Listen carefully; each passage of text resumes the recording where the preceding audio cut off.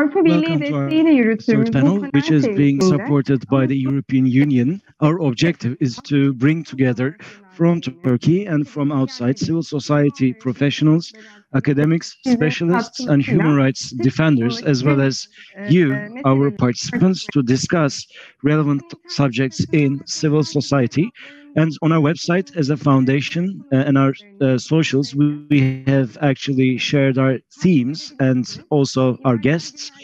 And we will have upcoming events in the future as well.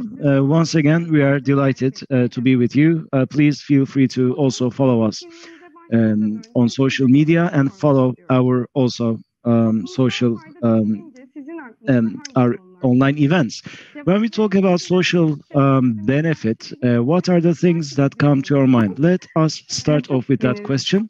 Thank you so much, everyone. Please share your answers with us. When we talk about social benefit, what are the concepts that come to your mind?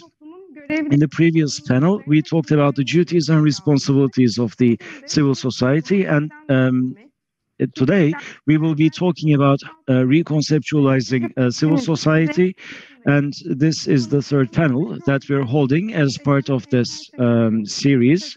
We have guests from KİGA, Emrah Gürsel, academic Ferhat Kentel, from Kaos GL, Yıldız Tar, and from Educational Reform we have Işık Tüzün, and Istanbul Policy Center, Urbanization and Local Authorities Coordinator Ayşe Köse Badur will be chairing this session. Hello, Ayşe Köse. You have the floor now. And I wish you all a pleasurable discussion. Thank you. Thank you very much. Also, I would like to welcome you all to this online event organized by the Hrant Dink Foundation. Thank you so much for being with us here today, and welcome once again. This evening, we will be talking about reconceptualizing civil society and social benefit as a concept. We will be tackling these issues, and our guests actually are people who represent civil society in its many facets. We have academics, and we also have specialists and civil society representatives who have been working on the ground for quite some time. Let us begin with Mr. Kentel. He taught at Istanbul Bilgi University and Şehir University for a very long time, and he's been researching social movements, Islamic movements, and ethnic communities. And he is someone that we all learn from, and he still continues to contribute to this field. And from Education Reform Initiative, Işık Tüzün is also joining us since 2019. She's been the director of this organization. She focuses on freedom of conscience, children's rights, as well as women's rights. Welcome once again. We also have Yıldız Tar joining us from Kaos GL, and they are the media coordinator of Kaos GL, and they are also a journalist, an LGBT activist who has been quite vocal for quite some time. And we also have a guest from Germany, KLGA, Emrah Gürsel. And Emrah has worked on memory, human rights, and youth issues in Turkey for long years. And then he moved to Germany. Now he is the international partnerships director of his organization, and he focuses on anti-Semitism as well as hate speech in his new role. Now, today we will be talking about relevant and pertinent issues when it comes to civil society. And when we look at the domain of civil society, what it corresponds to is a question that we might want to entertain. Very simply put, we can say that between outside family, the state, and market, we have manifestations of civil society. And starting with 1980s, this domain gained a corporate identity and has been rubbing shoulders with many different actors, and on the political domain as well, has become a very important actor, just like the markets or the state. And on the other hand, since the 80s, all across the globe, obviously, political, economic, and social changes have been unabated, and the fact that the civil society has gained so much strength has been a welcome move, but also many injustices sadly continued unabated, and sadly we are living in a world of polarization and vulnerabilities, especially what we're going to discuss this evening will be a reflection of these developments. Let us begin with Mr. Ferhat Kentel, shall we? At the end of the 20th century, when the civil society was burgeoning legally and from a corporate point of view, we see an upsurge. But of course, this existence or this upsurge, does it really translate into our day-to-day lives? Because there are many hurdles that civil society is faced with. But let us hear from you about how civil society came into existence and what sort of an adventure it went through throughout the years. Hello, everyone. Thank you very much for your invitation. And I believe that this is quite a timely, quite an important meeting. And I'd like to extend my gratitude to the Hrant Dink Foundation for bringing us together. When we try to define civil society, things are rather difficult.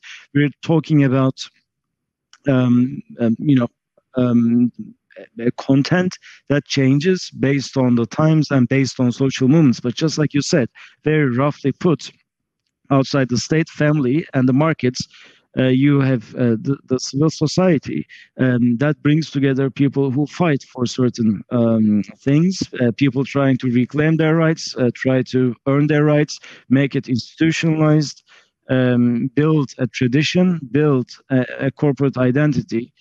So in a way, civil society is a realm that sort of reshapes the state or creates the foundation of the state. Civil society is creative, and the state actually originates from the civil society as well. So in a way, civil society curbs the state or tames the state.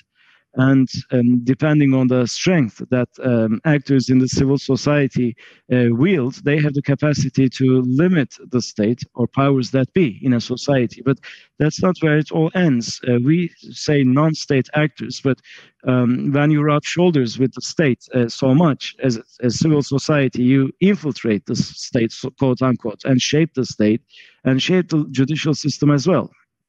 So in a way, the judiciary is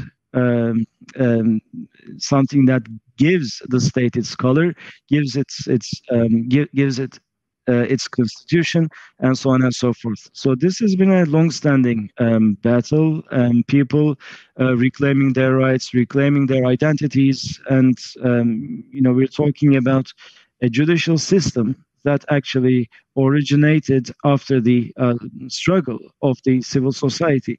And one thing that we might entertain in our heads is this: in order to better understand the realm that we're in, public sphere is a useful concept. At one time, I remember, actually, chronologically, here's how we should explain it. Just like you said, in the 80s, this concept became popularized. Why, you might ask? Because at the time, liberal policies or neoliberal policies were gaining pace. Thatcher in the UK, Reagan in the US, Özal in Turkey. There was sort of like an explosion. Kürşad Bumin wrote a book about this in the 80s, and they were awarded a prize, if I'm not mistaken. So people were discussing civil society left and right. Why? Because up until that point, we were living in a different society. Our conceptualization of modernity was different. It was all about the classes. We were talking about capitalism. We were talking about the working class and their struggle against the bourgeoisie and trade unions. So on the one hand, you had class-based policies, and on the other hand, you know, capitalists or bourgeois organizations were also defending their rights. So left and right were clearly delineated, and in Turkey as well. Of course, in the US, in the UK, there are different examples. But when we look at the Turkish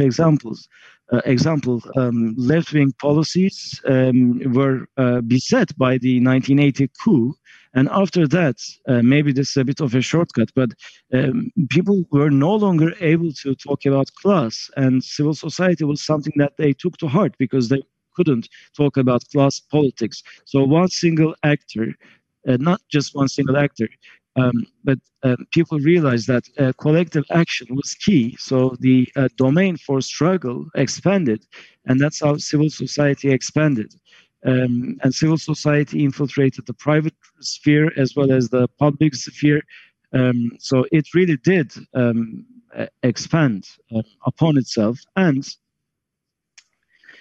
um, the need that we feel for others became apparent. And this is what I sort of attach great importance to when we talk about civil society. And we could get to that later on. But people realized that individual actors on their own were not strong enough, and there was need for striking alliances and bearing in mind other people coming from other walks of life and so on and so forth.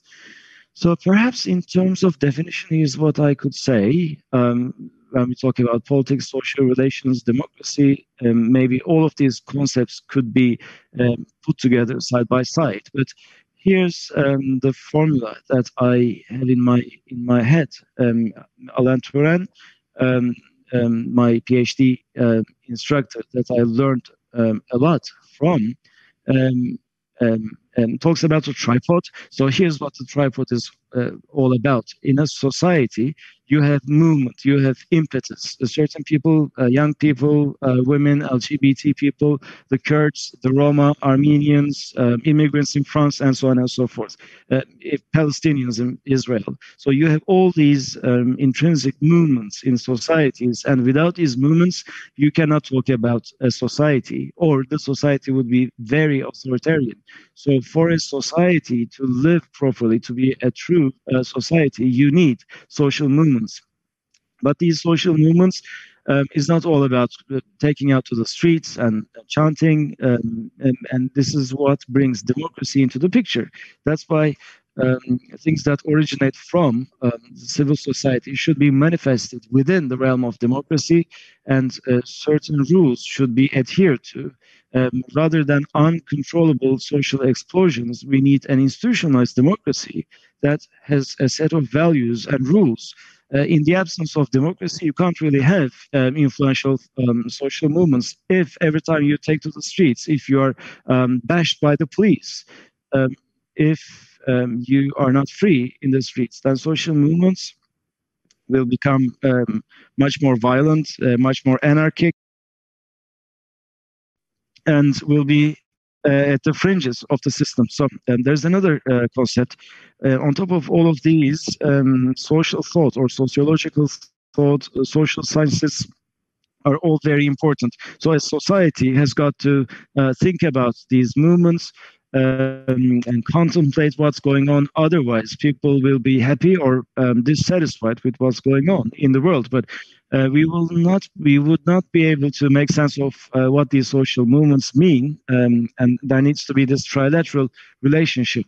So, as far as I'm concerned, civil society can be summarized with this tripartite model. But by and large, social movements and democracy, what brings them together in terms of generation of knowledge, social sciences, sociology, all are a part of the picture. And over time, going back to your question, we're talking about a flimsy ground and things are changing. And at first, we were talking about the national framework, Denmark, Afghanistan, and whatnot.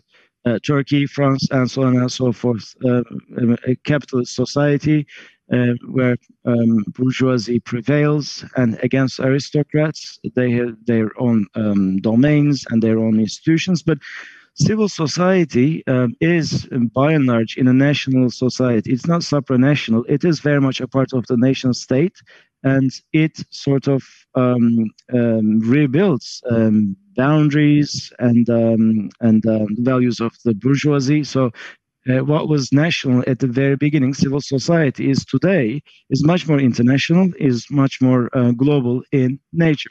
So that is to say, we have the European Court of Human Rights. Without that, or without um,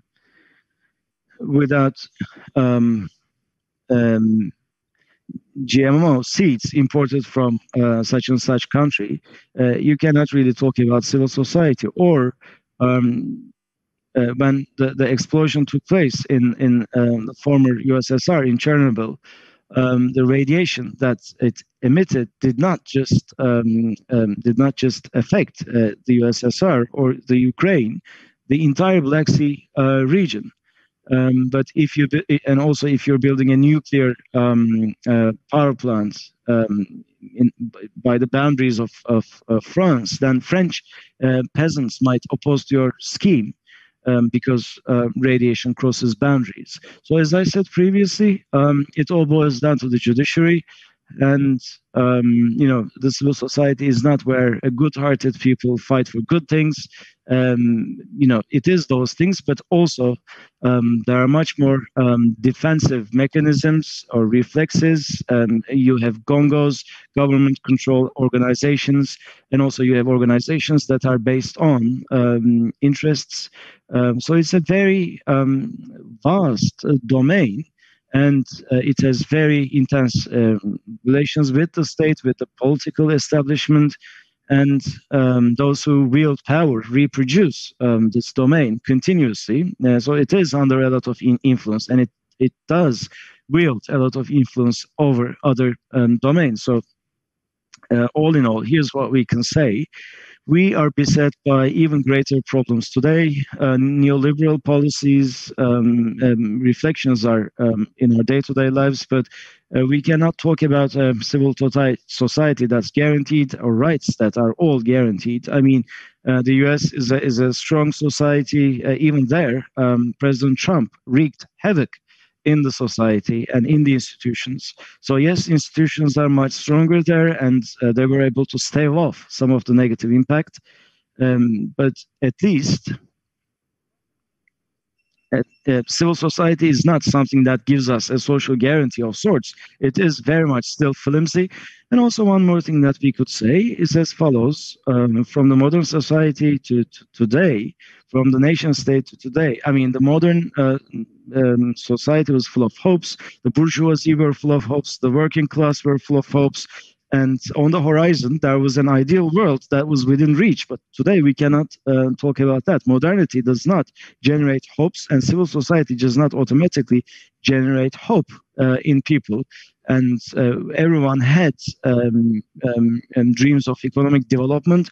Alan Turing, talked about this. But now, capitalism does not need its actors.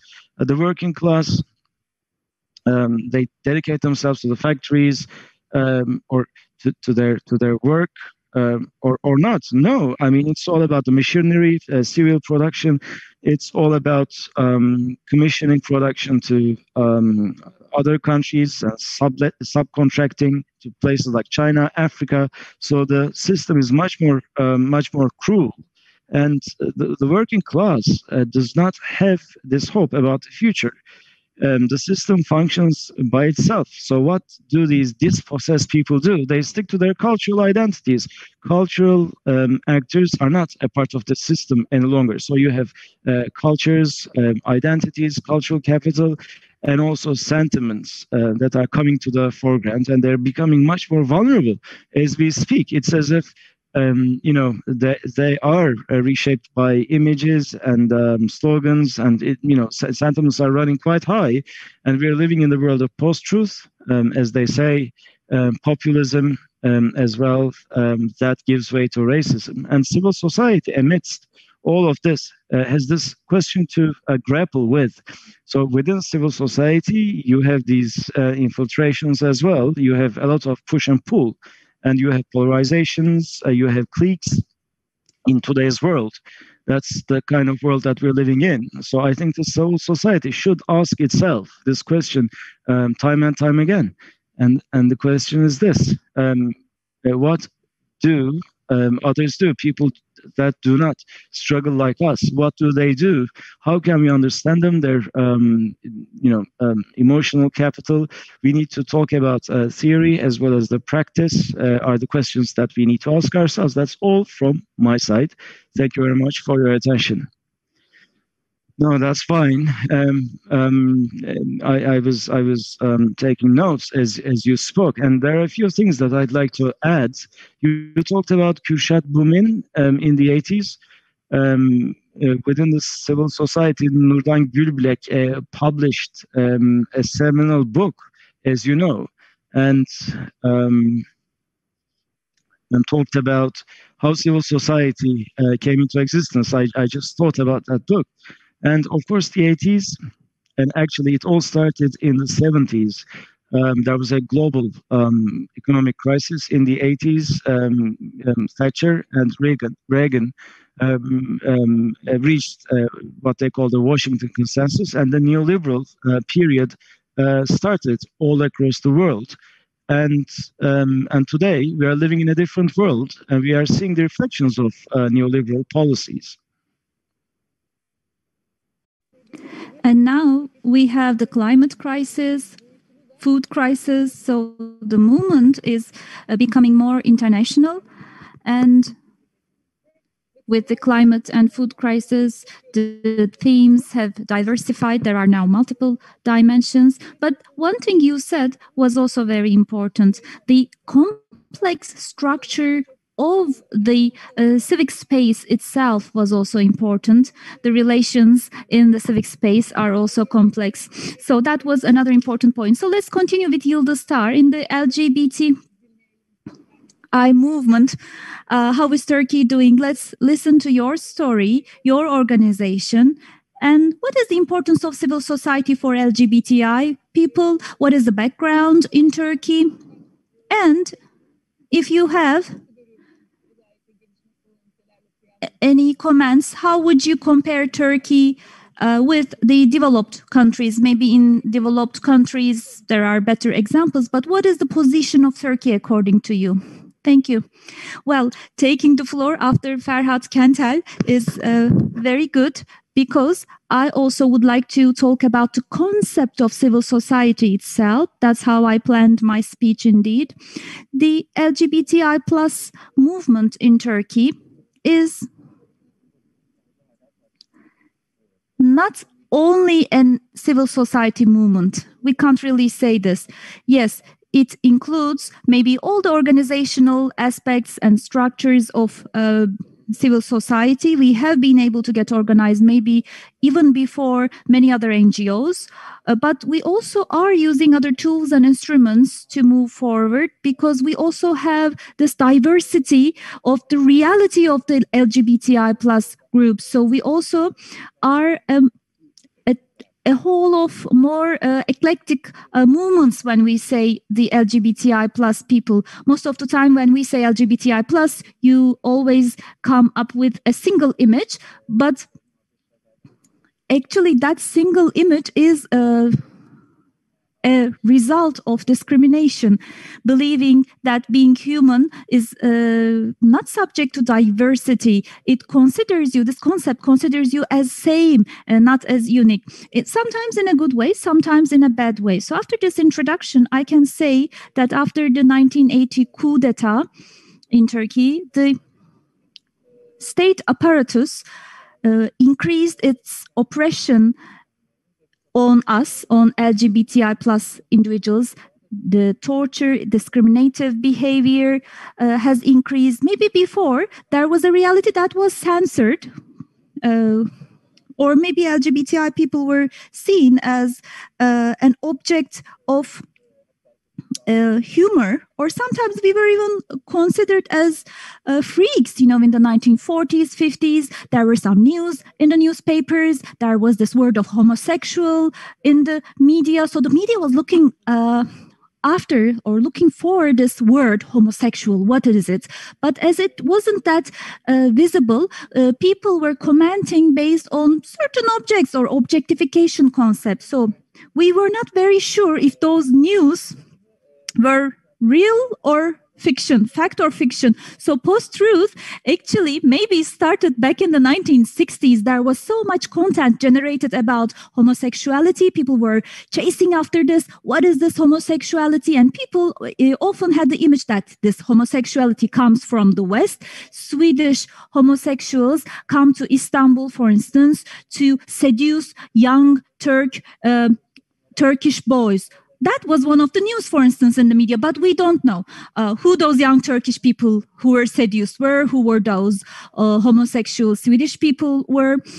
But we had some news coverage like this. But in the 1980s, we started to see a ban on taking stage for trans women.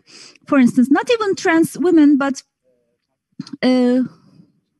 men who were cross-dressed, they were also banned to go out on stage to perform after the coup d'etat. So it was like a cultural and artistic space that was mostly affected, or the LGBTI plus individuals that existed in the cultural and arts sphere. But it wasn't only a ban on performing on stage, but in a way, people were put in trains and they were taken out of the town, and they were subject to torture in police stations in those days. That was the history we have seen. But during that history, all the opposing elements, dissidents, all the leftists were also subject to same behavior. Because on one hand, we had the political aspect, and on the other hand, we had a more social aspect of it. And people were saying, yes, these things happened as well. But these things were all intertwined, indeed. For instance, the law on misdemeanors was used, is still used against trans individuals. For a long time, it has been this way. And the anti-terrorism law was also updated in the 2000s, and its discussions were in parallel with the law on misdemeanors. And this is not a coincidence. This is a way of governing or administrating in Turkey. However, in the 1980s, we had some actions. For instance, in 1987, at Gezi Park, the trans individuals started a hunger strike, actually, with a very basic demand, saying that we are here, we want the violence to come to an end. That was one period. And then, at that time, we had the Green Leftist Party, Ibrahim Eren, started to get organized. And slowly, in the 1980s, LGBTI plus individuals started to get organized with this oppression. But main organization corresponds to 1993-94, the real roots, so to speak, of the LGBTI plus movement in Turkey started in that year. In 1993, they wanted to have a pride march, which was prevented, and people who wanted to participate in the pride were seriously attacked. Some of them were detained.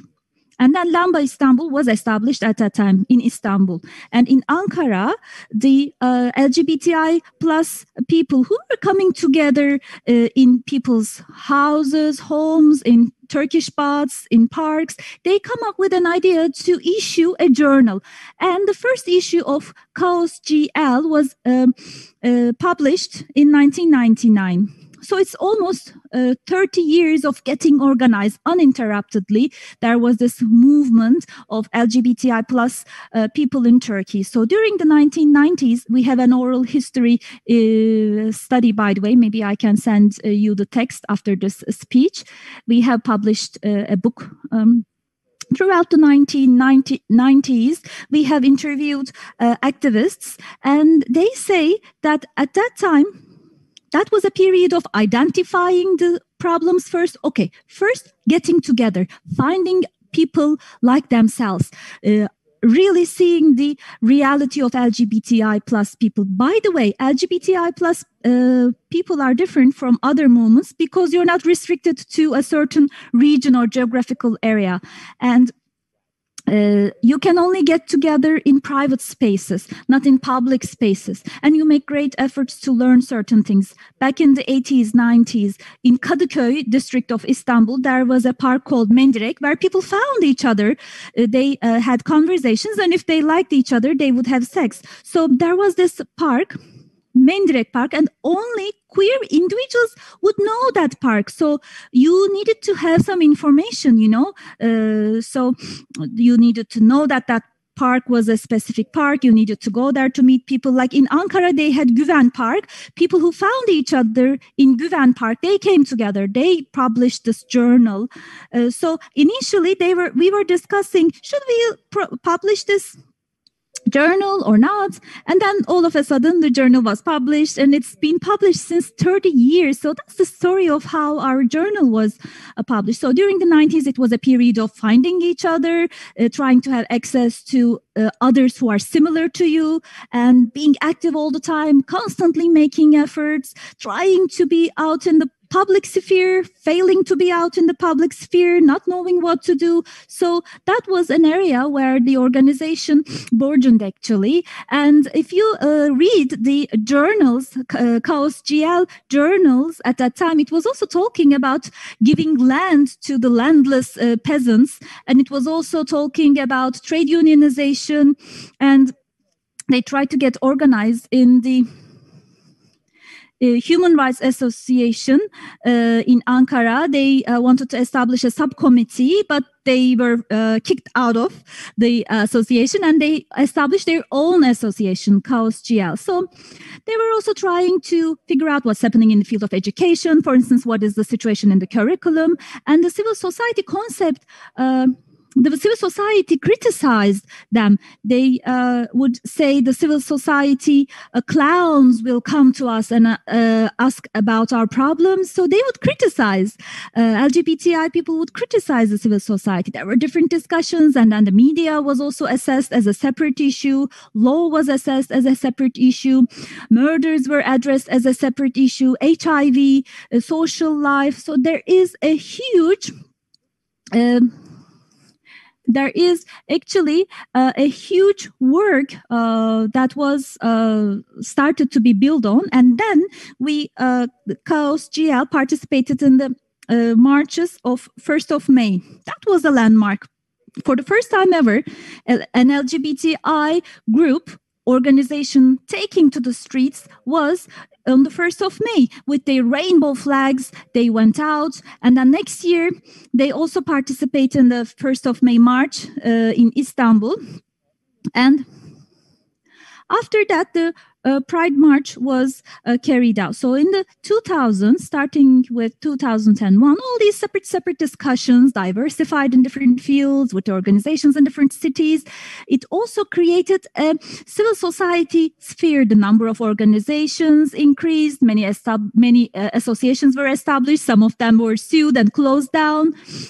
And Chaos GL journal was censored, put into a dark plastic cover.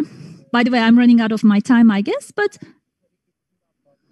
when we talk about the LGBTI plus movement, we're also talking about a movement that goes beyond the borders and boundaries of the civil society. And it's basically about finding someone like yourself, socializing, looking for your rights, identifying the issues, coming up with demands for those issues. Having advocacy work for those demands, and as life goes on, while doing all these things, trying to come up with alternative spaces and places and outlets to solve those problems. So it's a very diversified and intertwined set of issues that is trying to be achieved by the movement. And lastly, maybe I can talk about today what's happening. So just like what happened in the 80 coup d'etat, we were more or less visible. And starting with 2015, this is a new phase for the LGBTI plus movement in Turkey. The government has waged a war against the LGBTI plus people. And I can't find any other word than war, because first there was the attack to the Pride March, and then constant bans followed in. And in 2017 in Ankara, everything with LGBTI plus content was banned. Then we sued them, we won the case. But then this became an organized and systematic state policy and reflex. And this is also indicated in our media monitoring report. Now LGBTI plus news are related to political news. So every social movement goes through certain phases, and after that visibility phase is completed, now we are seeing that we are standing at a turning point in time, and there is now conflict. We will either be recognized, and this will lead us to equality, thanks to a dynamic organization, or the state apparatus that has waged war against reality will partially win the war, and we will go back to the period before the 1980s. Not even the 90s. The state is trying to push the LGBTI plus movement to the period before 1980s, when our names were not even heard. We were beaten up and nothing was done about it. I think that's what they are trying to do. Okay, thank you. So, as you said, taking the floor after Professor Ferhat was important because we have seen the development of the civil society, and you also talked about the conceptual reaction. And I think it's very important to say that one is not strong enough, so you need to stand together with others, right? That's the feeling in the civil society, and we are seeing this feeling in the LGBTI plus individuals. And as you said, since 2015, the civil sphere is now shrinking, not only for LGBTI plus people, but for everyone, with the trustees being appointed. So there is a shrinkage in the civic space. And we can also talk about it in the part Rethinking Civil Society. So now I will move to Emrah Gürsel to talk about minority rights. Of course, when we say Germany, we're talking about a multicultural society and a country that lived through 2 world wars, which received huge amount of immigration afterwards. So I'm not very knowledgeable about the details of life in Germany, but theoretically, the minority rights are maybe better rooted in Germany, but one should always doubt himself or herself. Is it really the case? So you can also compare Germany and Turkey when it comes to the minority rights. What are your experiences? Let's hear from you. Okay, thank you first of all for inviting me here today. When we say minority rights, when we talk about these concepts, we think about 4 different things. We have the historic minorities like the Roma people.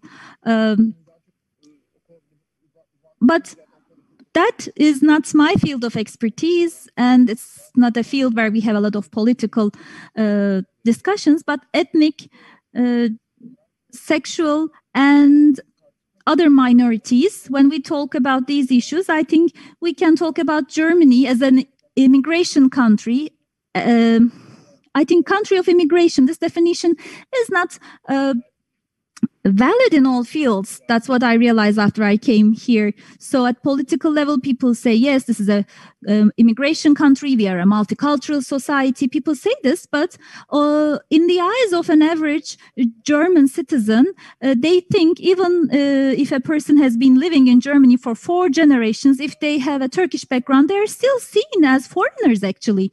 So it's not only about cultural differences or religious differences, but sometimes it can lead all the way up to biological racism. Even if you speak perfect German, you have a very you have a perfect education. Even if you are born, you can still be stigmatized as a foreigner by German people. So that's what we see. And as Yıldız was explaining, there is this conflict now. And for LGBTI people, this can lead to a better situation, or things can get worse. But I really believe that there is a reaction. Yes, there is a shift to multicultural society. And I don't remember the Turkish word, but in English, people say backlash. So there's also a backlash, like an allergy in the society, like the rise of Trump or President Trump, or the rise of extreme right wings. So there are also some pain points brought by the transformation. So yes, we talk about the rule of law, other things, and I don't think it would be fair to criticize Germany having come from Turkey, but we still have some pain points, and we're working in this field, and my organization is working in this field, so I'm more knowledgeable about this. Anti-Semitism and racism are the topics that we focus on. To say a few words about these things, for instance, prejudices and bias against Muslims is very strong, very strong. 50% of the society have negative thoughts about Muslims. Sometimes this leads to physical attacks and hate crimes.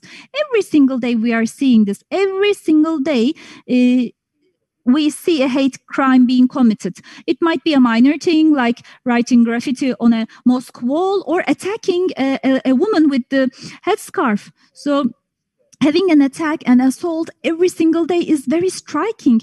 Maybe you would remember in the last 2 years, we had major terror attacks last year in Hanau. And before that in Halle, one was against Jews and the other attack was against Muslims or group of people who were taught to be Muslims. So when new migrants come to Germany, they say, oh, I'm not a religious person. I don't think I will be facing any problems. But it doesn't really matter to what extent you're religious or even if you're a Muslim or not. It's about race, about your background, about your name. So when there is an indicator of your background, then you can face some experiences that we can call as racism against Muslims. There was a cafe that was attacked by an extreme right-wing person. Many people lost their lives, and one was a young person coming from the Balkans, a blonde guy with blue eyes, but his name was Hamza. So just because his name was Hamza, he was written in the police records as a Middle Eastern. And his father was just crying. He said, my son was blonde. He didn't look like a Middle Eastern person. So just because of your name being Hamza, the police also thinks you are a part of that group. So extreme or far-right organizations within the police or military, people talk about them a lot. And the addresses of some human rights advocates were shared with the police. That was revealed. And there was an incident most recently. A black activist had to move out because he was receiving threats on social media. But not all is going bad. But of course, there's a rule of law here, and we as a society or as an institution, we can go to any school, provided the principal gives us the okay. It's not like we have to talk to the Ministry of National Education and so on and so forth, or gringos, gongos. So it's definitely the decision of the school. You can go to the school and say, we would like to cover the LGBT issue, or you can train the students if the principal gives you the okay. Or you can support the civil society. In the last 10 years, actually, in terms of democracy and human rights, millions of euros have been allocated to associations. And of course, this brings about certain challenges and certain paradoxes, because right now, I, as someone coming from Turkey, I can't tell whether it's a government authority or whether it's an organization in the field of memory. For instance, let's say there's a memorial, a concentration camp previously, but it's an association, but it's like a public authority because they receive a lot of funding from the state, and that's good. But when you look at the manager, there's someone who used to be an anti-fascist. So it's the state and the civil society all intertwined.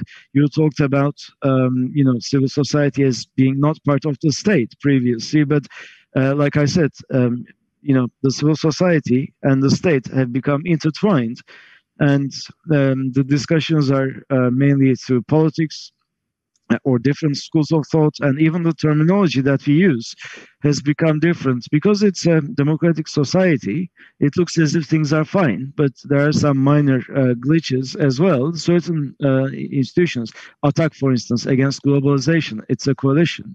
and their status was taken away due to their political convictions. So certain political organizations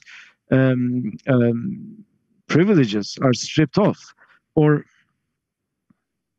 an organization receiving government funds, if they criticize the ultra right party, then they're criticized. So, in case of a right wing government, for instance, on a local level, national level, I don't know how things will pan out. So, democracy is vulnerable. We always say it's not a given. So, the whole structure is quite fragile. So, that's all from my side for the time being. But like I said, it's not black and white. It's more like a range. There are many different hues, many different tensions, and many different clashes within this range. Thank you very much for your contributions. This has been quite interesting to listen to the German experience. It is always useful to doubt. We have realized once again. You talked about the complex structure there. Let's move on to education. And one of the since 2003, Işık Tüzün's organization has been defending children's rights to education. Education Reform Initiative is their name, and we talked about what is outside the markets, family, or the state is the civil society, simply put. But when we talk about education, we definitely think about the public sphere. Education should be public, it should be free of charge. Monetary concerns should not intervene. And there have been monetary injustices all across the world since time memorial, social injustices. And we see that these are being deepened. And in terms of education, we see a gap that cannot be closed easily through social initiatives. Even through social initiatives, we cannot redress the balance. I'm a bit pessimistic when it comes to these issues. Perhaps your take will be much more optimistic. What are the priorities in the field of education? What would you say? Thank you very much. I think everyone can hear me. Yes. Yeah, I have been an avid participant up until this point, and now I will don my speaker's hat. Thank you so much, everyone. Thank you for the invitation. The main responsible party here is the state. The state needs to offer qualified national education within the framework of human rights as well.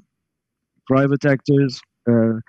Can they offer alternatives in certain areas? Yes, but everything should be on a par with human rights related standards, and the state is liable to ensure that that is the case. Presence of other actors does not take away from the responsibility of the state to provide top quality national education. Before we move on to civil society, in terms of responsibilities of the state, I might say a few words, if I may. I believe I still have some time. Now, when we talk about the responsibilities of the state, of course, we can get to the details. We can talk about detailed standards and so on and so forth. But above all else, we need to realize that when we talk about educational institutions, that they should offer qualified education and facilities that ensure hygiene related standards. All of this is not enough to offer everyone the same level of education. Accessibility is key, and there are different dimensions of accessibility. There should not be any discrimination whatsoever, and physical accessibility is key. Economic accessibility is key as well. So accessibility is multifunctional as well, but accessibility is not also enough. An acceptable level of education must be offered. When we say acceptable, it needs to be acceptable by kids. It should be. It should not have any components of violation. It should be anti-discriminatory in its methods and in terms of its curricula, and also it should be adaptable. It should be adaptable based on the ever-changing needs of the societies, different needs of and so on and so forth. So in Turkey, in all of these dimensions, we have improvement areas. But when we look at the previous years and the steps that were taken or the discussions we've had, were mainly geared towards availability and accessibility. But when it comes to the acceptability or adaptability of education, things are actually much more grave. The picture is much more bleak. When it comes to the role of the civil society, these responsibilities I wanted to focus on because we need to understand properly what the civil society can do and how. Of course, education is an area where the civil society's role is limited to um, reaching out to those that the state cannot reach out to or contemplating the state's efforts. But as far as I'm concerned, and my initiative's point of view is also that the civil society should trigger change, should be transformative in its role and in its activities when it comes to education, just like in other areas. Of course, we might focus on civil society in Turkey as well, but by and large, there are different roles that the civil society can undertake, working with rights owners and creating environments so that they can have better access, or devising innovative models and making them commonplace, and working as in advocacy, or also monitoring. Our initiative is quite active in this field as well. We do a lot of monitoring. We focus on a particular area and try and track change, and also this is a call to the state in terms of accountability. And I think this is a very important endeavor. In light of the findings of the monitoring projects, you need to also inform the public. It's not all about the deliverables, it's about the processes as well, making things much more accountable, much more transparent, much more participatory. That's why you need to inform the society, you need to encourage their participation. These are some of the critical roles that the civil society can undertake. And of course, affecting policy and advocacy are other important roles, I would think. When we look at Turkey, in the domain of education, we see many civil society organizations that are active in this area. But when it comes to the objectives of the education, of course, their perspectives are different, their priorities are different, and their take on the responsibility of the civil society might be different and diverse. And this diversity also has to do with resources and relations with beneficiaries or right owners. You have the whole gamut when it comes to civil society organizations in education in Turkey, but their approach is much more service oriented. Of course, there are some initiatives that are more policy based, more advocacy based, that are trying to sort of transform the system. But mainly you have these in smaller numbers. But of course, not all of these organizations are clearly delineated. Some organizations are much more practice-based, but they try to transfer this experience to policymaking. So civil society is quite active in education in Turkey when it comes to equal opportunities through scholarships, supporting that, or building dorms, building schools, and trying to sort of support the educational system, and rendering the services that the state cannot fully. In this area, the civil society has been very active for quite some time, and also creating safe areas for children outside schools, supporting their academic skills or emotional skills, social skills. Offering such programs are some of the things that civil society organizations do in Turkey.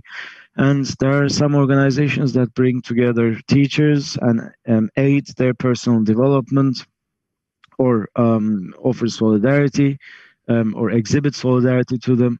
And also, you have additionally more policy based research and advocacy groups. So there's a wide range of diversity. And also, here's one thing that we might say: Not all NGOs working in education in Turkey carry out advocacy work or should carry out advocacy work. But thanks to this diversity, you have some organizations that are trying to transform the system and affect policy change. I think there's more need for such organizations. Of course, service oriented endeavors are not to be overlooked. I do not shut them out, but because there are burning issues, burning needs in this country, and there are rights violations that take place on a daily basis. So these service-oriented organizations fulfill a very important need. But here, rights-based approach and its principles should be perhaps considered with these needs, with these with this diversity. I might also talk about a few problem areas that are not special to education. Maybe this is going to be a bit of a repetition, but between civil society and the public regarding this relationship, there is no binding framework that encourages participation, and education is also affected negatively by this. Policy making processes are not transparent, are not transitory, and that is a major downside for NGOs and for beneficiaries, children, and parents and teachers. There's a lack of participation or lack of participatory outlook when it comes to this. And many projects, or I'm trying to gather my thoughts, says the speaker. So the foundation for cooperation is rather weak in this decade, let's say. And when it comes to policy processes, for instance, which civil society organizations are invited at schools, what civil society organizations can actually carry out work, based on what criteria are these selected, and so on and so forth. These are also important question marks, and there's a lack of transparency here as well. And yet another important issue, discrimination and lack of equality, but is there an approach that tries to uncover this? I doubt it. It's quite weak in Turkey. There's intersectional injustices, inequalities. When you look at the data collected, of course, data collection of data is difficult enough, and sharing of data to come up with the right policies is easier said than done. And there are some very important problem areas. You have lack of data about, for instance, schooling rates, for instance. You have schooling rates, but you don't have truancy rates. You don't have any rate for dropouts. So you need sortation of this data. So in the breakdown, you have gender, for instance, and region, but you don't have ethnicity, you don't have disability, you don't have immigration status. So there are all of these different dimensions that you need to see the big picture. And for that, you need more properly arranged data. And also another deficiency, lack of impact analyses in Turkey. And when it comes to policy change and in education, you have fundamental reforms all the time. In terms of groups that are subjected to discrimination or vulnerable groups, a preliminary analysis must be drawn up before policy changes, and of course after policy changes. And that's what we're desperately needing in Turkey, and that's all I'd like to say. Well, the civil society is exactly like this. You have all these bifurcations, and you digress, and you go off topic, and you strike relations and cooperation with other fields, and that's only normal. But let's get back to the ground as well. Let's hear from what's going on the ground. The civil society, what other activities can it carry out?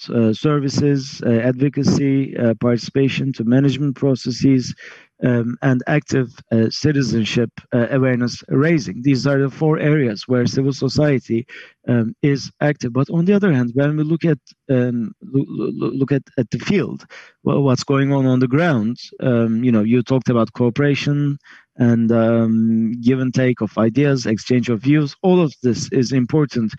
And I believe Yıldız Tar is not with us right now, so let us continue with Emrah Gürsel. So the ball is in your court. And then we will continue with the next round. So for the civil society, we call it a universal realm.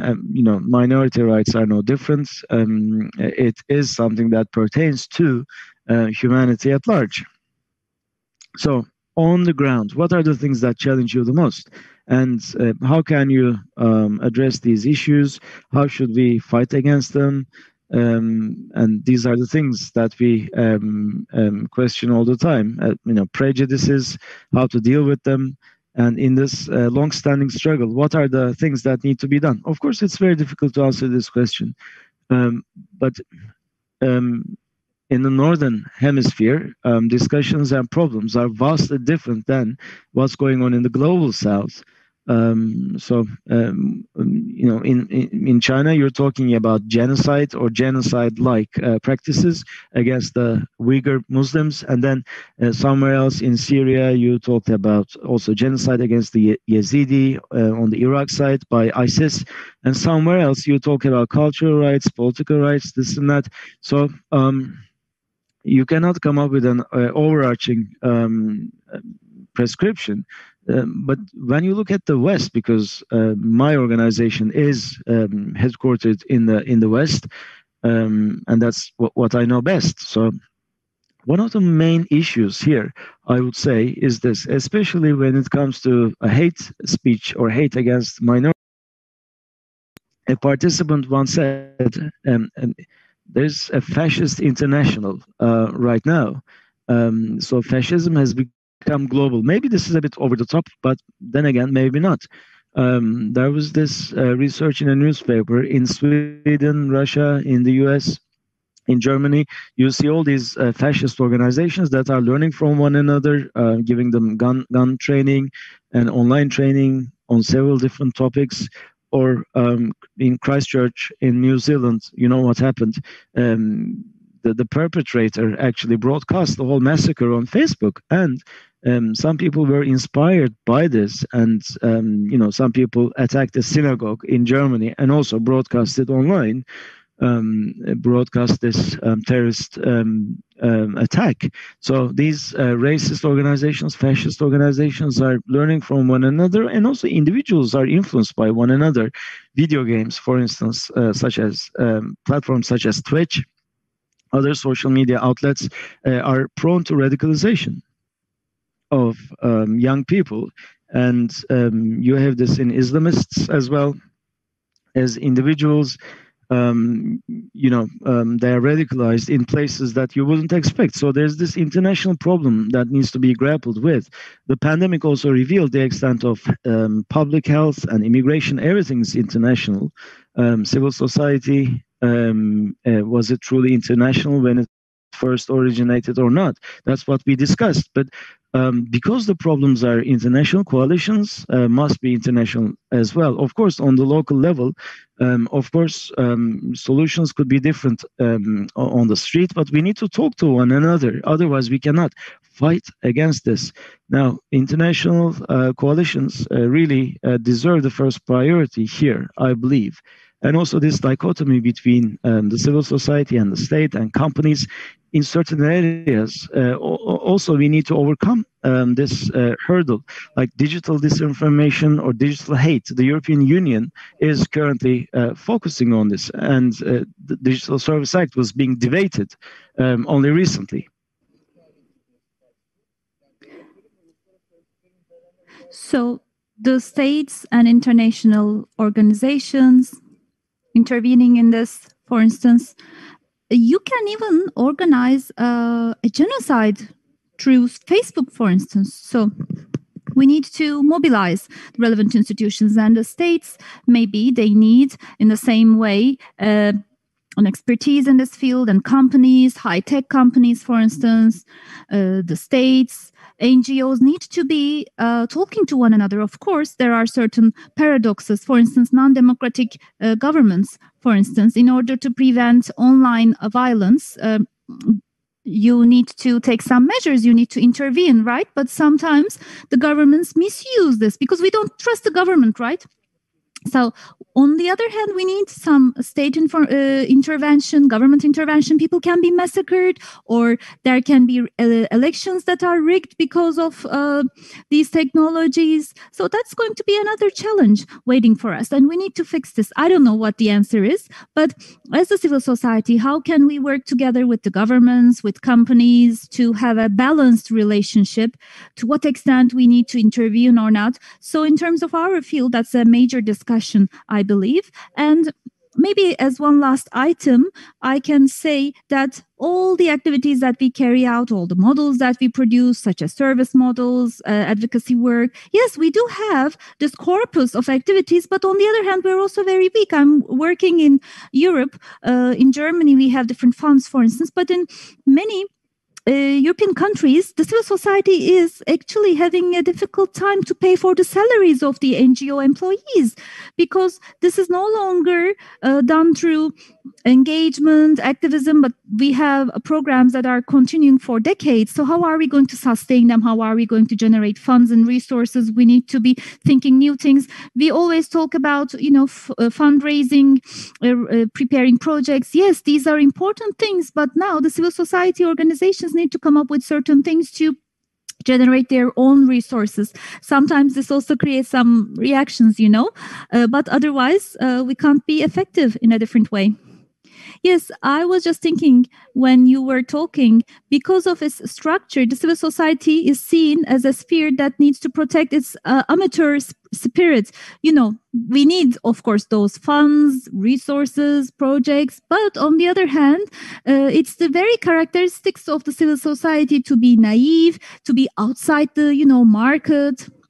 So I'm sorry, I interrupted you, but yes, you interrupted me, but you said something very nice. For instance, Russia or Turkey has this attack, but we as naive people are just making press announcements against this. Or there's Facebook, for instance, with billions of dollars being earned. Just one single person has huge power, but then we civil society organizations as naive people come together, but it doesn't work anymore. It doesn't function anymore. So there are people who got professionalized and they're generating funds. No, we shouldn't be thinking like this. We need to think about our impact, systematic impact as civil society organizations, to see how we can transform the system. That's what we need to question. I don't know. Otherwise, we will just be satisfying ourselves. If we want to go beyond satisfying ourselves, we need to do something else. We need to think outside the box and get over our paradoxes. Otherwise, it will be like we are weak, we are naive. Yes, we're talking about AI, artificial intelligence, the impact of high-tech companies. So we're talking about huge amounts of money, huge budgets. And against those huge budgets and financial resources, maybe we just have 2 employees. One is not even paid for. We just publish something that is not sustained. So this is not a balanced situation, Yes, you're very right. You're very right. Maybe we need to say this. Raising funds and financially becoming robust does not necessarily mean that you lose that spirit of being a civil society organization, a CSO. Okay, thank you. Let me turn back to Yıldız Tar. When you were concluding your speech, you said we are at a turning point. We will either go back to the period before the 1980s, or we will go through a period where we have equality with the rights granted. We're just in the middle, at a crossroads, you said, as a result of the developments after 2015 in Turkey. So let me ask you, what are you doing in the field? What can we do in the field? And I don't want to ask about Istanbul only, but what about the struggle and the movement in other cities of Anatolia, of Turkey? When we visit those cities in Turkey, of course, with this process of trustees being appointed to municipalities and this crackdown on civil society and LGBTI plus organizations were the first organizations that were targeted in the crackdown. So how is the situation in other cities? Of course, the center is Istanbul, but according to your experience in the field, what about the situation in other cities? Well, I am connecting to this platform from the heart of Anatolia, Ankara. So you said Istanbul is the center, but I don't know if there is a center at all. So let me just take it on from where Emrah Gürsel has left, the international dimension. Imagine that there is a country that is highly Muslim, that is highly Orthodox Catholic, and Orthodox people, if they go to a bar together, what would be the first thing that they would do? Attack LGBTI people. I'm talking about our geographical region, Russia, Poland, Turkey. So all these far right populist regimes can learn very fast from one another, and we come together with the activists from the region, and we always say, okay, let's see which country, the LGBTI people in which country will have the worst situation this month, for instance. And we're trying to come up with similar methods, by the way. On one hand, all the countries, none of the countries see LGBTIs as a value and asset that belongs to them, because we have family values, religious values, national values, these set of values. I always think that this concept of values is a dangerous one, because every time you face this barrier when we have bans, for instance, other practices. These countries, for instance, 4 countries, they come together. Maybe they would think they wouldn't have any common values, right? They wouldn't have any similarities. But when it comes to LGBTI plus people, all of a sudden these 4 countries start owning their own values, and they learn from one another very fast. Last year, we organized an international meeting with participants from Mexico, Brazil. Activists from different countries came together, and we saw that this pattern learns very fast from one another. And by using the same mechanisms, they start using the same methods. And that was very interesting for me when I learned it at that international meeting. So against this, we need to also act as fast as them in a civil society sphere. We don't have actually a human rights sphere or a civic sphere. I'm not only talking about LGBTI plus rights, I'm talking about the rights in general, the advocacy of all the rights in general. Imagine all the activities to be organized by a certain group are banned in Turkey. All the activities of LGBTI plus people are banned. This is just like what happened before the apartheid, or what's happening in Russia. So at local level, national level, or international level, in the civil society, or in the states, or in the international human rights mechanisms, including the European Union, where different countries come together and make major commitments, the reactions are only limited to saying that they are concerned. Sometimes they are deeply concerned. Sometimes they are extremely concerned. All these mechanisms only express their concern. They don't do anything else, especially for the LGBTI plus people. One of our mottos in peace demonstrations was this put an end or stop this undeclared war against LGBTI plus people. So that later in time, we had to delete that undeclared part from the motto, because now we had a declared war, actually. So think about the pandemic. Normally, the groups that would not normally work with one another, the groups that would have problems with one another, came together to wage a war against the LGBTI people. This is a very dangerous dynamic, actually, because of its implications and ramifications, and because of its own existence. In my career as a journalist, the first news I covered back in 2010 was about a lynching initiative against trans women. They were shut down in their houses, and the groups attacking those trans people, some of them were religious people that had just come out of a mosque.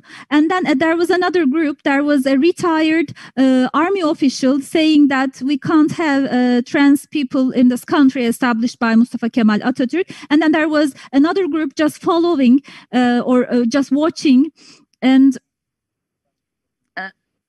by the way, anyone can be lynched nowadays, even on social media. So there were the people from the community. They were sitting in a circle, and the police was waiting outside. And then somebody brought baklava, dessert, and they ate dessert, baklava. And imagine this atmosphere. That was the first news I covered. And now what I feel was that coalition of people actually reflects the coalition in Turkey. Now it has expanded to all Turkey and to all LGBTI people. Think about the pandemic. Since the beginning of the pandemic, from the Ministry of National Education to the Ministry of Commerce, from the Supreme Board of Television Broadcasting to the Presidency of the Republic, there is a chain of reactions and policies against LGBTI plus people. Unfortunately, this is not an effort to change the agenda, but this is the agenda itself. It has been building up step by step. And against this issue that has been building up, there is this alienation and this situation whereby we are becoming more and more vulnerable. I will give you 3 examples about your question. First of all, in Boğaziçi University, Bosphorus University protests, because it's the fundamental right of students to protest, right? And then there was also this artwork, and a big fuss was made out of that artwork that was exhibited during the protests. There was an argument saying that it's against the religious values, that artwork. And then before that, on the 23rd of April last year, we had this incident. In 2 years, we will be celebrating the 1-year anniversary. There was an argument against LGBTI people existing through children.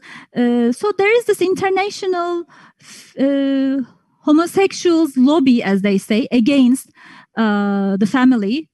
So this is the same discourse we see in the Germany of the 1930s and 1940s, and in France and in USA, they were always looking for this international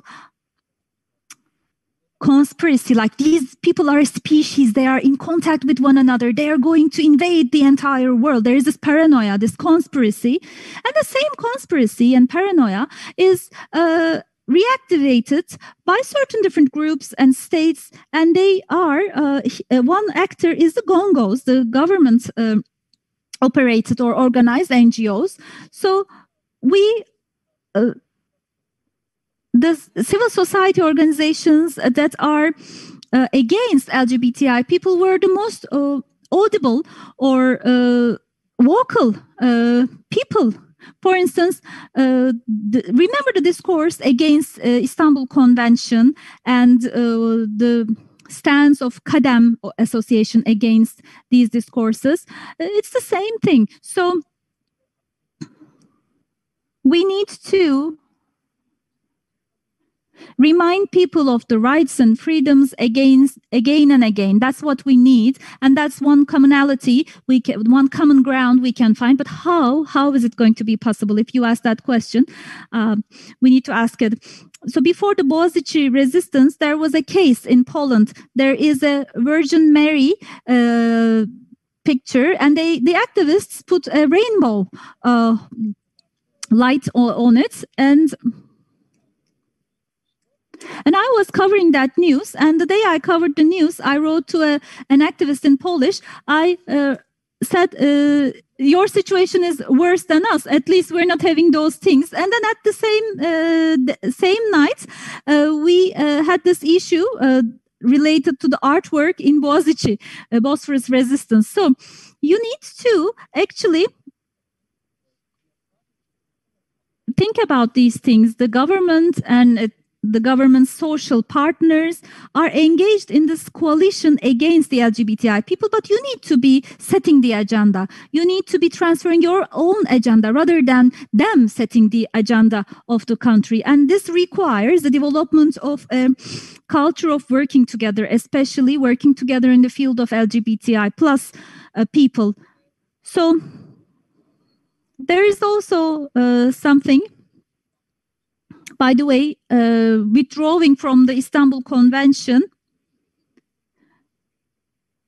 was done because the presidency of the Republic said it rationalizes homosexuality. So I don't think we're facing any problems in terms of seeing the picture. But what we are having problems with is that there is a power asymmetry, and there is also another asymmetrical issue, which is that since 2015, the government has been developing policies against LGBTI people. This is something that they're not doing against other civil society organizations. And sharing rainbows during Pride Week is the only thing that the NGOs are doing. So the government is not uneducated, actually. They're very well equipped. They have very good intelligence work. They have policies actually specifically targeting these groups. But on the other hand, in terms of rights, we don't have the same equipment. And I'll just give one example and then I'll wrap up. For instance, the Ministry of Commerce banned all the products that have a rainbow symbol on them, like mugs, towels. They banned selling those products without a warning sign that it's for people above the age of 18. So we have the Bar Association of Turkey, the Turkish Medical Association, included in the committee of the Ministry of Commerce. And the Ministry of Commerce insistently said that they took the decision unanimously. And then somebody launched an inquiry. We asked for the decision, explained decision, and it really says all those products, if they are sold without a warning that it contains LGBTI elements, are sold, it will impact children in a negative way. And I've been talking about this. The Medical Association of Turkey made this historic mistake. They also voted for it. They didn't make a declaration saying that we didn't sign this decision, but they just said, oh, we thought it was interpreted in a different way. But no, it was obvious that this would be interpreted in this way. So if that being the case, then the mistakes are now intolerable. Because we are really seeing a situation whereby LGBTI plus people are being left alone, isolated, and trying to be shown as marginalized people. And people are saying to the other CSOs that don't mess or don't get involved with these LGBTI plus people, otherwise you will have problems. So all the actors of the civil society, all the stakeholders are now moving away from us, and now a mug with a rainbow cannot be sold anymore. So it's linked to the Bosphorus resistance and being tortured in a police station because you have a rainbow flag, and then this rainbow symbol is seen as a crime organization, criminal organization. So this is a very basic thing. We need to come up with common strategies against common tactics at the international platform. And then when it comes to LGBTI plus people, we should no longer think that this is a sphere for LGBTI plus people only, but we need to also show solidarity with them and work in that field as well. Otherwise, isolation and becoming more vulnerable will take place for another 5 years. And last word, I would like to conclude with something that, as Beata said in that international meeting, she said, hope is like a muscle. You need to build it constantly. So hope is like a muscle. We need to work on it on a regular basis. And in 2014-15, as members of Chaos GL, we held activities in 40 different cities of Turkey, and they were all different initiatives of getting organized. And after the pandemic, on an online platform, we are able to get together with them. And sometimes we also have prejudices, thinking that it's very difficult to work outside Istanbul. No, in all cities now, LGBTI plus people can get organized, and social transformation is far ahead of the government policies, and they are afraid of this indeed. And maybe just two anecdotes I can tell you. So at that time, I would go to 25 provinces. We went to Aksaray, a very small province, and people asked us because they wanted to take into account the Juma prayer. And I thought maybe they were fearful that we would be beaten after the Juma prayers, but they wanted people to participate and observe their Juma prayers. So we were able to address a very large audience. At another city, the university banned the event, our event. So a religious person, a religious organization offered us their premises, their house actually, and we held our event in that particular house. So this was only 5 years ago. So none of this is impossible, and all of these actually show us that the LGBT movement has been working tirelessly to instigate social change, and we created an amazing momentum. And what is being curbed right now is this social movement. And for 5 years, they have been campaigning to shut down LGBT organizations, and we have been under a lot of attack. So hopefully, the actors will assume more responsibility, and we can turn this asymmetry upside down. Hopefully, thank you so much. This was also quite important. And let us now move on to Güzin, shall we? In the field of education, you have been running projects with many stakeholders, teachers chiefly amongst them. So the things that you have focused on in your recent reports, if you could please inform us on this, especially at this time and at the time of the pandemic. Now, I was encouraged by the name, the title of this session, and I thought this would be good food for thought. This concept of stakeholder. For quite some time now, I have been at a loss as to find an alternative to this term, but I don't think it really reflects people well, because it's like an umbrella. Sometimes you have right holders that are not visible, sometimes holders of responsibility that are invisible. I'm not coming up with a better alternative, but let's contemplate how we could replace the term stakeholder, I believe. Of course, education is a very special area. Everyone is a party to this directly.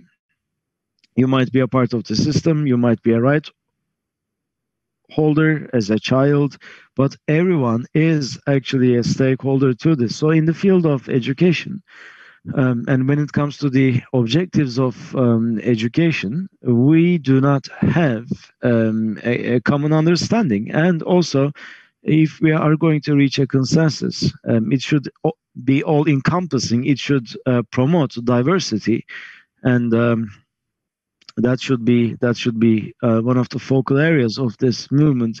On the one side, you have, for instance, children whose voice we don't really see, neither on the school level nor on the system-wide level are children involved in the process. And of course, because of the pandemic, things are changing. People's roles are changing. The way people live in their homes is changing. And now the focus is on the parents rather than children. And perhaps this could be exploited as an opportunity to instigate meaningful change and sharing of responsibilities or forging of relationships.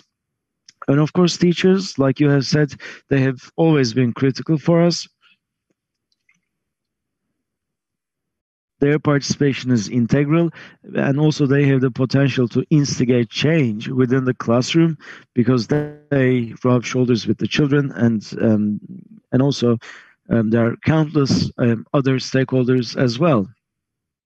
So we can also say perhaps that between governments or intragovernmental organizations, they're also intertwined with the civil society, and they do shape certain dynamics within the society. So maybe intergovernmental organizations should be held to account more frequently. And for me as well, these are all very pertinent and interesting questions. Of course, throughout this process with the pandemic and also in Turkey, socioeconomic origins and other discriminatory grounds have always been very important. The income level, educational level of the child's parents determines which school they go to, how many years they're in school for, and the deliverables of education as well. When you look at schools from an academic point of view and social point of view, they're not inclusive. They're much more homogeneous in nature. So this was the state of affairs before the pandemic, and new injustices have been popping up, or more deepened injustices, digital gap, and also there's the gender dimension as well. We are now talking about digital gap and deepened and deepening injustices, invisible injustices, and so on and so forth. And on the other hand, when we talk about accessibility, I mean, for us, it was never off the table anyway. But now problems have been compounded, and this is something that is relevant for many children. And you need to change the nature of the discussion as well. And there's something that I take to heart. Humanist Bureau have this campaign that is entitled "The School Protects the Child," which the school gives academic skills to the child. Of course, it was never perfect, but it was a part of the child protection system as well. The fact that schools have been shut down means that we need to think about child protection and how to close that gap, and so on and so forth. And of course, training for quite some time, it was reduced to schools or academic skills, or schools or academic skills, but education was never in a bell. It has many other dimensions as well. And maybe in these areas, we need to forge even stronger ties for the upcoming period. Child protection is one of them. Let us not neglect the fact that burden of care falls on the shoulders of girls and women in the household. So there are all of these different dimensions. So we need to think outside the box, and we need to reconceptualize what a school is, but in conjunction with all of that, up until now, the general approach, and I'm saying this for many different groups of children. 20 years ago, this was for girls, and then it was the children with special needs. In the last couple of years, we have been talking about immigrant children. So, in a way, many public authorities, their focus has been, for instance, enrolling children in school. But how do you make schools more participatory? Because unless we do that, if children are subjected to bullying, for instance, at school, if teachers are not supported through the necessary tools, if their attitudes are not transformed, then we go back to square number one. So the focus has got to change and should be all about transforming the school and the process, the system as well. And civil society has a role to play here, but we are going through difficult times indeed. And we need to discuss certain things within the civil society. We need to reconceptualize civil society. And I guess that's why we're here today. And this is the most fruitful discussion indeed. Thank you very much. The COVID pandemic is really important because it also brings about lack of food in many countries in the world, mainly in Africa, because children would have at least one meal at school. And in the absence of that, the line of hunger is easily crossed.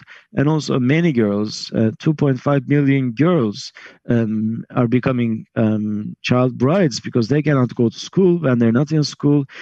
This is the situation that they are presented with, and many international organizations are actually raising the red flag about this. So, in the field of education, really truly, there's something that we can all do. We are at a watershed moment because of the COVID-19 pandemic. Professor Kentel, what would you like to say finally?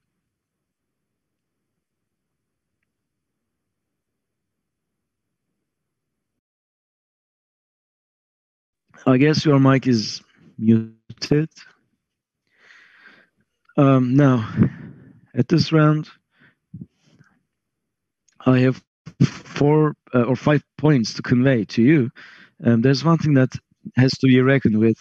We are going through quite original times, neoliberal times, and at this time, identities have become accentuated, and in a paradoxical way, as these identities emerge, you have more encompassing or encompassing populist identities as an easy way out.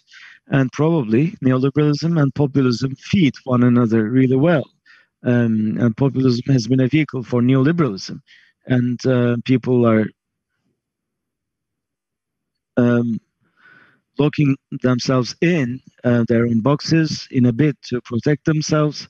And you have this reductive approach, and this is what populism corresponds to. And this is the first dimension, but there's another dimension. All the surveys carried out, and I have been a part of youth research for quite some time, and there's a telling picture that's in front of us.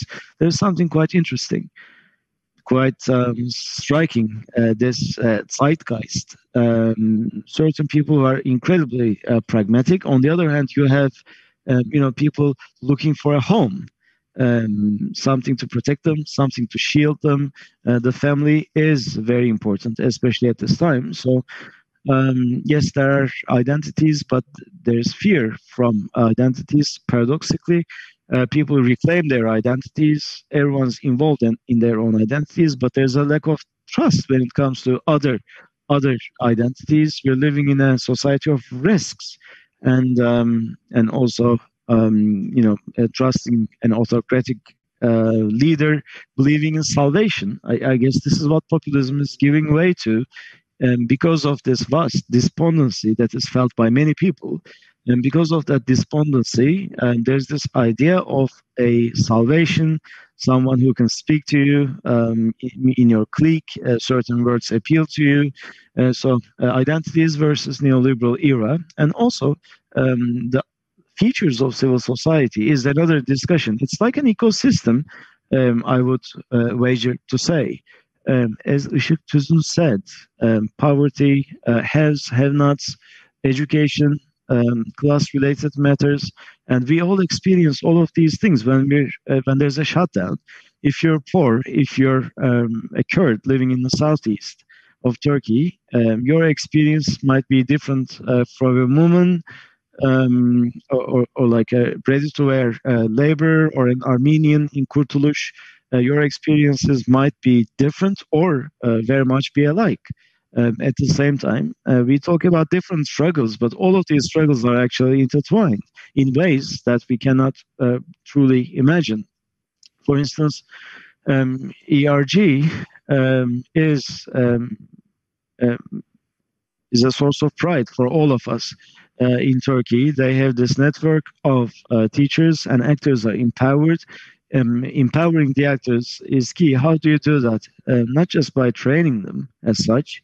You need to get them to talk between themselves. Yıldız Star also talked about something that is similar. You go to a city and you talk to people, you talk to the others, and despite the fact that you didn't expect it at all, you end up talking to some very pious people. So we shouldn't have these modernist prejudices in our heads, because we need to, we're not living in that age anymore. We need to get out of our boxes and our identities. We don't have the luxury to stick to one identity only. And thirdly, We talked about this previously. Should we run projects or do something else?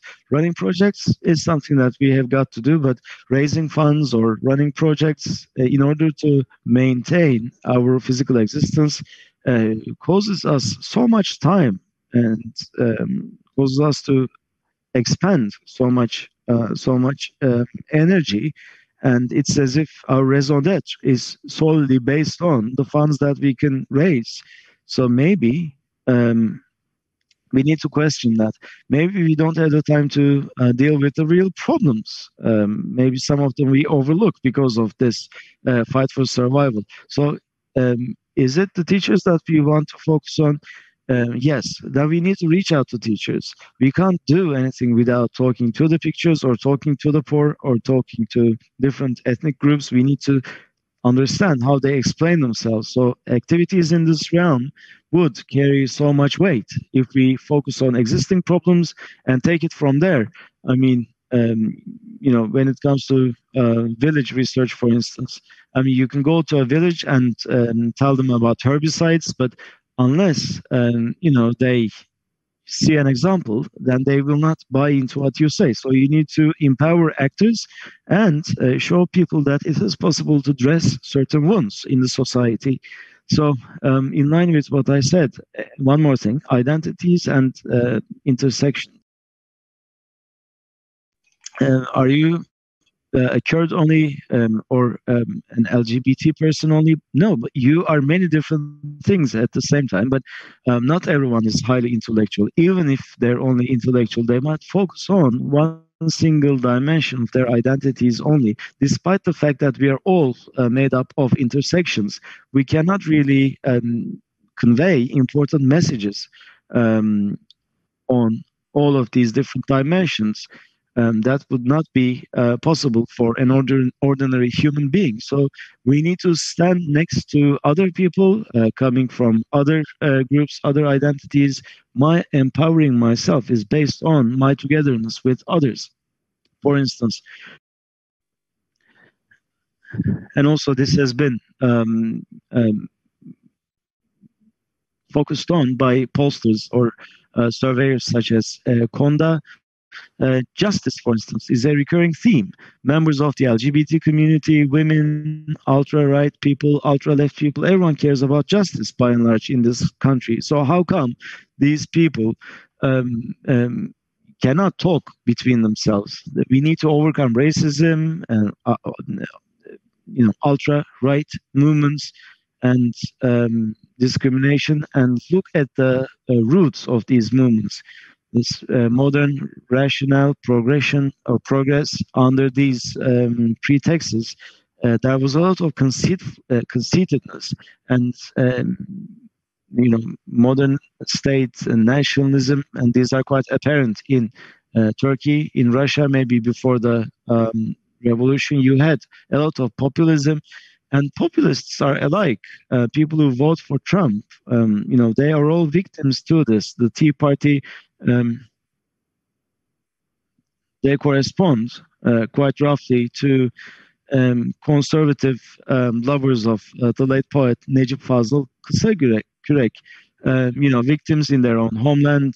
This is the discourse used by conservatives in Turkey and the Tea Party movement in the States as well.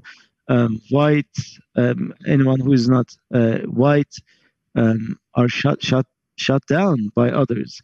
Why do these people, turn a blind eye to people like President Obama? Because they label him as a Muslim, and it's as if it might be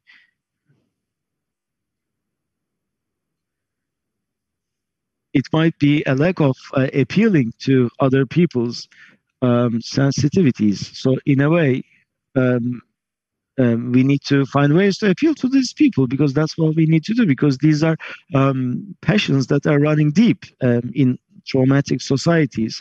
We live in a society that suffered a series of traumas.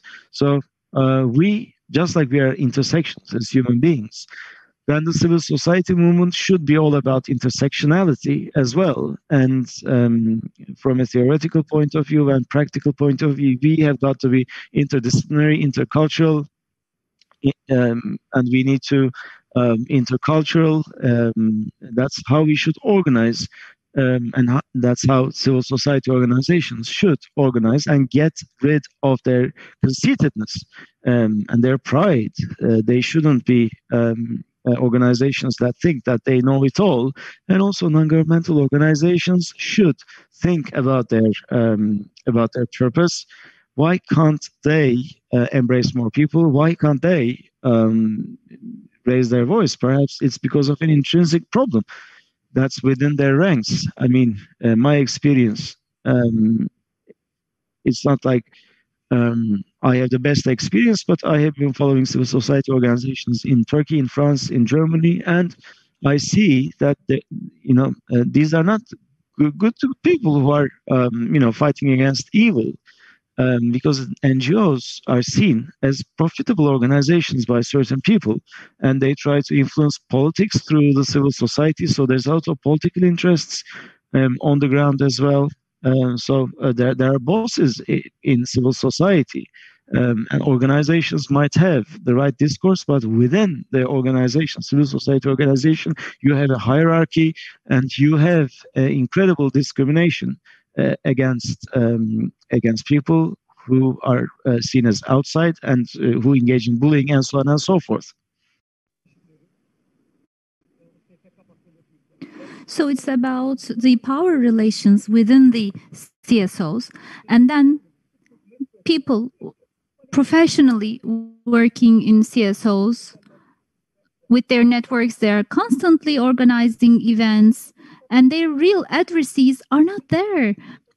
They don't have the opportunity to find the right people to engage to. So I saw in the chat box that question. That's why I tried to answer it, although it was not addressed to me. But I also wanted to say something on the internal functioning of the CSOs.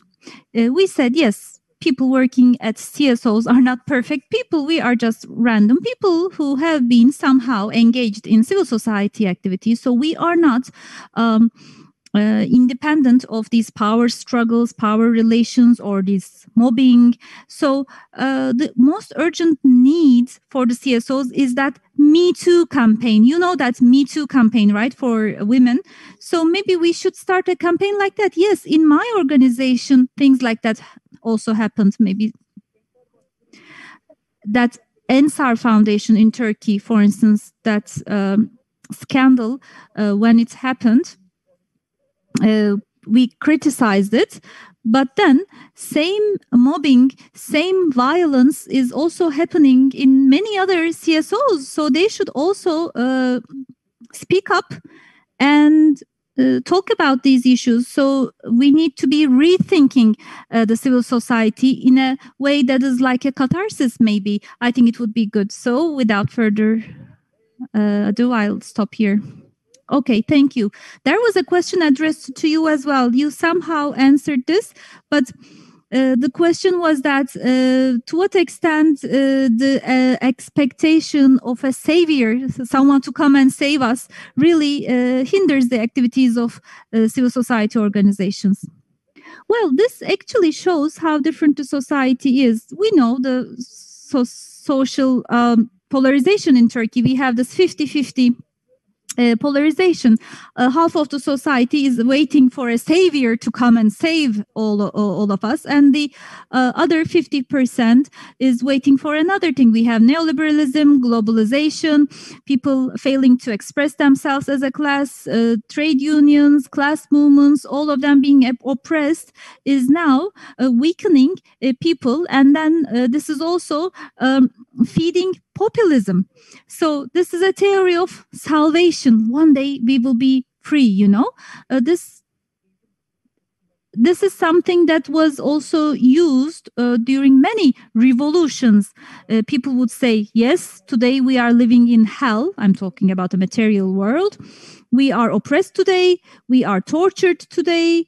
We are living like hell, but one day we will reach paradise on earth, heaven on earth. This is like a salvation, emancipation theory of finding paradise. That's the world we are living in, because actors are losing self-confidence. So that's very important, that resisting civil society that is still trying to do something should come up and say, no, you don't need to wait for a savior, just one man to come and rescue you. No, we have such movements that are self-empowering, thank God. So I believe that both situations exist. And just like Yıldız said, yes, it's important to be optimistic.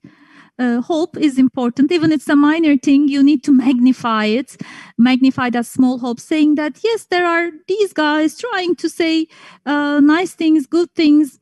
And thanks to these guys, we can do good things. I think that is a precondition of reaching a better situation. Yes, the principle of hope then.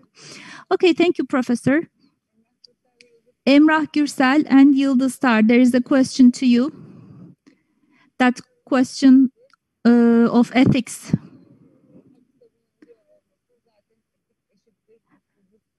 Right advocacy, and for the advocates of rights, ethics, is it equal to fairness? Is it being discussed enough? Let me give the floor to Emrah Gürsel first, and I would like to ask Yıldız also to give us an answer. And we have limited time because it's 7:49 now. We will wrap up at 8. And there is also a question about Istanbul Convention for Yıldız. How is it going to be reflected on the civil society? And what's your take on independent queers? So I will ask you to answer this later, Yıldız, but let's start with Emrah first. Well, it's important. It's not important at all in which organization you work. Mobbing exists everywhere, even if it's an human rights agency or institution. A report yesterday showed that people of color working in the London office of Amnesty International were subject to systematic mobbing, actually.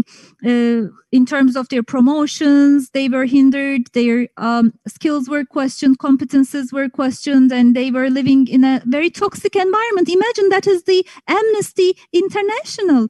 It's a Western country, an organization working in the field of human rights. So these things happen in all walks of life, and people who are involved in the civil society are not, selected or chosen people with super characteristics. No, we are people, sons and daughters of this society. So intersectionality is also very important, as mentioned. If you're working in one field, it doesn't necessarily mean that you turn your back on other fields. We need to be constantly re-educating, retraining ourselves. If I'm working in the field of racism, I should also be knowledgeable in the field of women's issues. I need to be sensitive on other issues such as the environment, for instance. I need to establish dialogue with people working in other fields. It's not only about establishing coalitions, but it's also about making what you do more meaningful. If you compartmentalize all the work, we will also be generating new issues. So we need to build coalitions, question these things, etc. Thank you. Yıldız. I definitely agree. If you are a rights advocate, it doesn't mean that you are by default an ethical person. You also need to be a fair person. At the end of the day, if you're working somewhere, even if it's a CSO, it's a workplace. And in workplaces, employees have their rights. And you need to promote those rights. We hear a lot in civil society. People actually live in precarious works when it comes to projects because you don't have a contract, a long-term contract. Once the project is over, you will be unemployed. We need to talk about these things as well. And there was also a question about the sectors. For instance, I am working actively in different positions in different sectors. As part of our institutionalization, as Chaos GL, we built mechanisms and came up with rights policy documents. We have built many different mechanisms. We're still in progress. Actually, this is work in progress. We are even working in the field of gender, although we're working in that field. So we all know that these problems can exist, and when they exist, we need to find mechanisms to remedy those problems, and we need to have an action plan to see how to take action. We need to have those independent ombuds persons in place, for instance, independent mechanisms. When we face a problem, what should be the complaint mechanism, and what are the mechanisms that would prevent the people exercising mobbing to get away with it, for instance. We have different models, but if you take the models from other places, it doesn't really work. Every organization should develop their own models. For the last 3 years, for instance, we have been working on this. I personally always focus on the journalism aspect of the issue, so I'm in a more safe place, let's say. But we are also trying to figure out our communication problems within the organization, our mutual understandings of ethics, and because we have this world that we dream of, and if you don't start by changing things with yourself, you lose your faith. And for instance, I am in the board of directors of many different associations. I hear from those associations that efforts are being taken, steps are being taken, and we need to do this. If we don't do these things, then you will be open to mobbing. You would be also defenseless against rights violations. We shouldn't claim that we are all perfect. Nobody is perfect. But every time I attended a training on transphobia, the first thing I say is that we are all prone to homophobia, including me. The important thing is how we will react once this is revealed. So, Istanbul Convention discussion, you asked. That declaration or the text of independent queers, I think it was an important one. I can't say I fully agree with the text itself, with the entire text, but it's important that this struggle is a rights struggle for all people, not only LGBTI plus people. And the second thing, as far as we could monitor since 2016, when it comes to Istanbul Convention, they were always focusing on LGBTI plus people. It's not that Istanbul Convention is not legitimizing homosexuality. We need to say that being LGBTI plus doesn't require any legitimacy. And the second thing is that in the discrimination article of Istanbul Convention, it says that when you are subject to violence, the state or the government has the responsibility not to discriminate against any group. So it's not about saying, no, this convention is not about LGBTI plus people, but we need to be able to say that this convention was at least partially saying something about gender-based discrimination, and they couldn't even stand that. And we are asking even more. A constitution article regarding discrimination. We actually had this movement. We have our movement that worked for this. For long years, anti-discrimination is not the only issue here, but I think it was a valuable call, and the government withdrawing from the Istanbul Convention is very dangerous, and it directly impacts the LGBTI plus space, and it shows that the danger is increasing, and it also indicates that the state of emergency is no longer an emergency state. It's now an ordinary state. We have the decrees, the presidential decrees that are issued in the middle of the night, and this is becoming normal practice. It's not an emergency anymore. Yes, thank you so much. Last 3 minutes. Işık, would you like to add something in the last 3 minutes? Well, this hope, the issue of hope, I was thinking about it. Well, I don't want to give you a rosy picture, but I also can say that, yes, the space is shrinking somehow, but we're also engaging with new groups that we weren't engaged with before. In terms of creativity and learning from one another, we also have now new opportunities within these challenges that we are facing. So we need to also ask ourselves, what strategies have we used when the normal ways of working was not possible? What are the lessons learned? For instance, I think everyone needs to take a mirror and look at themselves and question themselves. Maybe we can learn new things and strategies from that. Thank you. Thank you so much. This brings us to the end of this panel organized by Hrant Dink Foundation. This was the panel called Rethinking Civil Society, Identities, Values, and Social Benefit. We've talked about the civil society in Turkey starting from the 1980s. We also tried to see what's happening in other countries. And we shared all this information. We talked about what's happening in the field. And of course, we talked about different things, and all the activities of the civil society intersected at one point. Thank you so much for your participation. This has really been a very fruitful and beneficial panel. Good evening.